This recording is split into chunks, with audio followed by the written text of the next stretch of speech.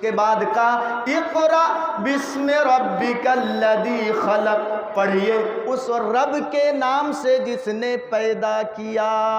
اب میں ادھر نہیں جاؤں گا کیونکہ میرے موضوع سے وہ ٹچ نہیں ہے۔ اس کے بعد اللہ کے رسول ڈر گئے، کبھی ایسا ہوتا نہیں تھا، نہ جانے کون آیا غار حرا میں، کس نے مجھ کو دبایا۔ ڈر گئے اللہ کے رسول، مارے خوف کیا، خرامہ آہستہ آہستہ اللہ کے رسول گھر آتے ہیں اور آ کر کے خدیجہ سے کہتے ہیں زملونی زملونی زملونی، خدیجہ مجھے چادر اڑا دو، ڈر لگ رہا ہے، مجھے چادر اڑا دو، کمبل دے دو، چادر اڑا دو، مجھے ڈر لگ رہا ہے، نہ جانے کبھی ایسا ہوتا نہیں تھا، غار حرا میں کون آیا، کس نے مجھ کو دبایا، کہیں کسی جین بھوت پری کا اثر تو میرے اوپر نہیں ہے، چادر دے دو۔ اللہ کے رسول چادر اوڑھ کر کے سو جاتے ہیں ڈر کے مارے۔ جب آپ کا ڈر جاتا رہا، ڈر ختم ہو گیا، تو اللہ کے رسول نے چہرے سے چادر کو ہٹایا اور ہٹانے کے بعد خدیجہ کو پورا واقعہ سنایا۔ اے خدیجہ آج میرے ساتھ یہ واقعات پیش آئے ہیں غار حرا کے اندر، آج میرے ساتھ ایسا ہوا ہے غار حرا کے اندر۔ بیوی ہو تو ایسی، بیوی ہو تو ایسی۔ اب بیوی کیسے سمجھا رہی ہے، دیکھیے، اٹھائیے صحیح بخاری کے الفاظ اٹھائیے۔ قالت خدیجہ رضی اللہ تعالی عنہا کلا واللہ ما یخزیک اللہ ابدا انک لتصل الرحم وتحمل الکلا وتکسب المعدوم وتقری الضیف وتعین علی نوائب الحق۔ بس یہ 5 چیزیں میں آپ کو دکھاؤں گا، شاید 5 چیزوں تک میں پہنچ بھی نہیں پاؤں گا، ایک میں بیان کر رہا ہوں سب سے پہلے آپ کے سامنے۔ خدیجہ کہہ رہی ہے اللہ کے رسول آپ کیوں ڈر رہے ہیں، حالانکہ خدیجہ کو معلوم نہیں کہ آپ رسول بنا دیے گئے ہیں۔ خدیجہ آپ کو سمجھا رہی ہے اللہ کے رسول کلا واللہ ما یخزیک اللہ ابدا، اللہ آپ کو کبھی برباد نہیں کرے گا، قسم خدا کی اللہ آپ کو کبھی نشٹ نہیں کرے گا، برباد نہیں کرے گا۔ کیوں؟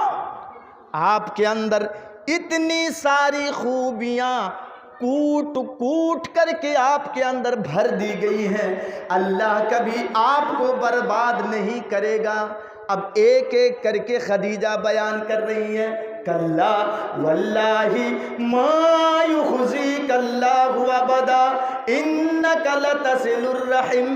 اے اللہ کے رسول، اے میرے سرتاج، آپ کے اندر سب سے پہلی خوبی یہ ہے، آپ کے اندر سب سے پہلی خوبی یہ ہے، آپ کی پہلی صفت یہ ہے کہ آپ رشتہ داریوں کو جوڑتے ہیں، توڑتے نہیں ہیں۔ رشتہ داریوں کو آپ جوڑتے ہیں، توڑتے نہیں ہیں۔ رشتہ داریوں کو جوڑنا اتنا اہم قرار دیا، اتنا ضروری قرار دیا اللہ کے رسول نے کہ آپ نے فرمان ہی جاری کر دیا لا يدخل الجنت قاطع رحم، کہ رشتہ داری کو کاٹنے والا، رشتہ داری کو توڑنے والا جنت میں داخل نہیں ہوگا۔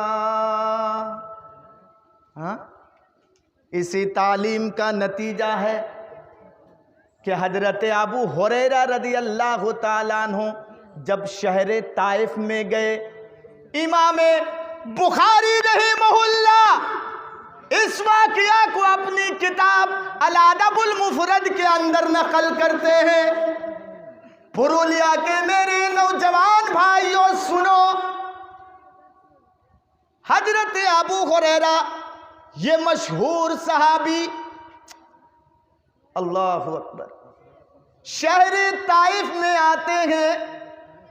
जब ताइफ वालों को पता चल जाता है कि नबी के प्यारे सहाबी ताइफ में तशरीफ लाए हैं, सबों की ये ख्वाहिश हुई आज अबू हुरैरा आए हैं, चलिए अबू हुरैरा से कुछ हदीस सुनेंगे। और वो हदीस जो अबू हुरैरा डायरेक्ट अल्लाह के रसूल से सुने हैं, हजरत अबू हुरैरा से कुछ हदीस सुनेंगे। चलिए अबू हुरैरा हदीस की दर्स देंगे, चलिए कुछ हदीस सुनेंगे अबू हुरैरा से। सबों की ये ख्वाहिश जाहिर हुई। तो हजरत अबू हुरैरा के पास जब पहुँचे, सहाबाए किराम जब पहुँचे, तो अबू हुरैरा ने कहा कि ठीक है, अभी मैं कुछ दिन यहाँ पर रुकूंगा, कुछ दिन मैं रुकूंगा, मैं सफ़र से आया हूँ, थकावट है, ठीक है मैं कल सुनाऊंगा, ठीक है मैं कल हदीस सुनाऊंगा, आज थकावट है, कल ठीक है मैं हदीस सुना दूंगा। कहा अच्छा ठीक है।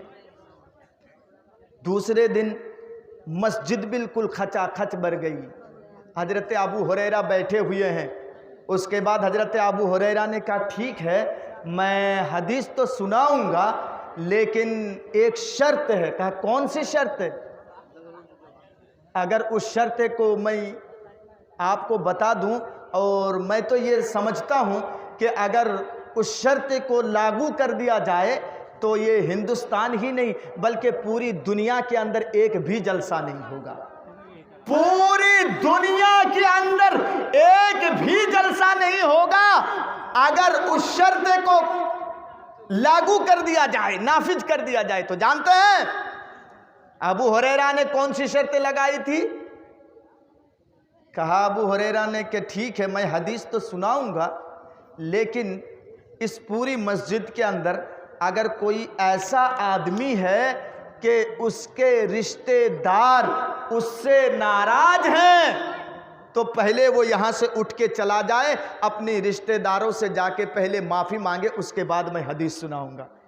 एक शख्स ने सर नीचे कर लिया। हजरत अबू हुरैरा देख रहे हैं कि वो है, लेकिन वो उठ नहीं रहे हैं।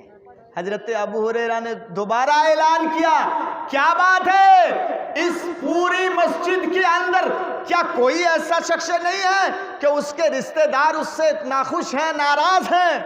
उस आदमी ने चादर से चेहरे को ऐसे छिपा लिया, और छिपाने के बाद कहा अबू हुरैरा जा रहा हूं मैं, मेरी खाला मुझसे नाराज है, जा रहा हूं मैं अपनी खाला से माफी मांगने के लिए, लेकिन अबू हुरैरा मेरी भी एक शर्त है कि जब तक मैं माफी मांग करके दोबारा मैं मस्जिद में तशरीफ ना ले आऊं, आपसे मेरी रिक्वेस्ट है कि आप दर्स देना शुरू ना करें, क्योंकि कहीं ऐसा ना हो जाए कि मेरी गैर मौजूदगी में आप दर्स देना शुरू कर दें और मैं सुनने से महरूम रह जाऊं।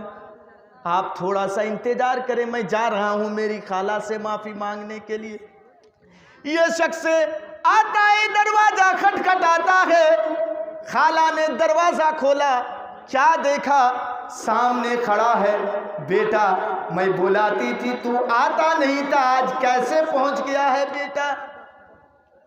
कहने लगा खाला मस्जिद में अबू हुरैरा आए हैं, हदीस सुनाएंगे आज, लेकिन वो शर्त लगा चुके हैं कि अगर कोई ऐसा आदमी है इस मस्जिद के अंदर कि उसके रिश्तेदार उससे नाराज हैं, तो पहले जा करके वो माफ़ी मांग करके आए, उसके बाद मैं हदीस सुनाऊंगा।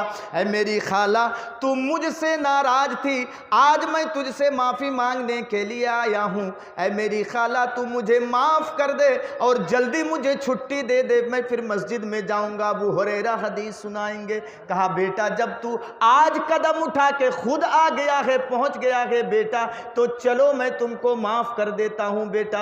ये शख्स दरवाजे से अब बाहर आएगा। खाला ने कहा ऐ बेटा सुन सुन बेटा, जाओ अबू हुरैरा से मेरी तरफ से तुम अबू हुरैरा को फिर एक सवाल करना कि जब पूरी मस्जिद के अंदर तू ही सिर्फ एक ऐसा आदमी था कि तेरे रिश्तेदार तुझसे नाराज थे, तो एक आदमी के चलते ایک آدمی کے چلتے ابو ہریرہ نے درس ہی کو کیوں بند کر دیا؟ ایک آدمی ناراض تھا، وہ ناراض رہتا، حدیث سنا دیتے، درس حدیث آپ شروع کر دیتے، لیکن ایک آدمی کے چلتے ابو ہریرہ نے درس کو کیوں بند کر دیا؟ جاؤ یہ سوال، یہ کوسچن میرے طرف سے ابو ہریرہ کو کرنا۔ کہنے لگا اچھا ٹھیک ہے۔ مسجد میں پہنچ گئے، پہنچنے کے بعد کہا اے ابو ہریرہ آپ شرما نہیں رہے، چادر چہرے سے ہٹا چکے ہیں، اے ابو ہریرہ میں اپنی خالہ سے معافی مانگ کے آ رہا ہوں، لیکن خالہ نے ایک سوال کیا، کہا کیا؟ کہا پوری مسجد کے اندر جب میں ہی اکیلا ایک ایسا شخص تھا کہ میری خالہ مجھ سے ناراض تھی، تو ایک آدمی کے چلتے آپ نے درس ہی کو کیوں بند کر دیا؟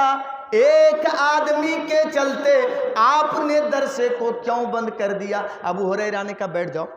ابو ہریرہ نے کہا ٹھیک ہے بیٹھ جاؤ، ابھی میں سناؤں گا، اسی کا جواب دوں گا، اور جو جواب میں دوں گا وہی درس سمجھ لینا۔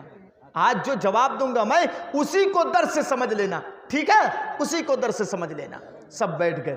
ابو ہریرہ نے کہا سنو، اللہ کے رسول جس مسجد میں خطبہ دے رہے تھے، غور سے سنو پرولیا والو، فرمایا ابو ہریرہ نے سنو، جس مسجد میں اللہ کے رسول خطبہ دے رہے تھے اسی مسجد میں میں بھی حاضر تھا، اور اللہ کے رسول فرما رہے تھے، کیا فرما رہے تھے کہ کسی مجلس کے اندر جہاں پر قرآن و حدیث کی باتیں ہوتی ہوں، اگر کوئی ایسا آدمی وہاں پر بیٹھا رہے کہ اس کے رشتہ دار، اس کے پڑوسی اس سے ناخوش ہیں، اس کے رشتہ دار اس سے ناراض ہیں، ان کے رشتہ دار ان سے ناراض ہیں، تو اللہ رب العالمین کی رحمت، اللہ رب العالمین کی گشیت اس مجلس کے اندر نازل نہیں ہوتی ہے۔ اسی لیے خدیجہ نے فرمایا اے میرے سرتاج، آپ ڈرتے کیوں ہیں؟ اِنَّكَ لَتَصِلُ الرَّحِمَ، آپ تو رشتہ داریوں کو جوڑتے ہیں، آپ رشتہ داریوں کو توڑتے نہیں ہیں، آپ رشتہ داریوں کو جوڑتے ہیں۔ اللہ کبھی آپ کو برباد نہیں کرے گا، اللہ کبھی آپ کو ہلاک نہیں کرے گا۔ یہ دیکھیے اِنَّكَ لَتَصِلُ الرَّحِمَ، آپ لوگ اٹھ کر کے چلے جا رہے ہیں، مجھے تو لگ رہا ہے کہ ابھی آپ لوگوں کو سونے کی ضرورت ہے، اور حقیقت میں رات بھر جلسہ ہونا بھی نہیں چاہیے۔ 1 گھنٹہ ٹائم دیا گیا ہے، اسی میں آپ لوگ برداشت نہیں کر پا رہے ہیں، اور جو ذمہ داران حضرات ہیں وہ روپیہ گننے میں لگے ہوئے ہیں، پھر صبح میں روئیں گے کہ کہیں گے چندہ نہیں ہوا مولانا۔ ایک چیز میں سناؤں، تھوڑا سا موضوع سے ہٹ جاتا ہوں، آپ لوگوں کی یہ چاہت دیکھ کر کے، یہ کیا کہتے ہیں کہ کمزوری دیکھ کر کے میں تھوڑا سا موضوع سے ہٹ جا رہا ہوں۔ کیا ایمان ہے ہمارے اندر بھائی؟ قرآن سننے کے بعد، حدیث سننے کے بعد آج ہمارے اندر تبدیلی کیوں نہیں آ رہی ہے؟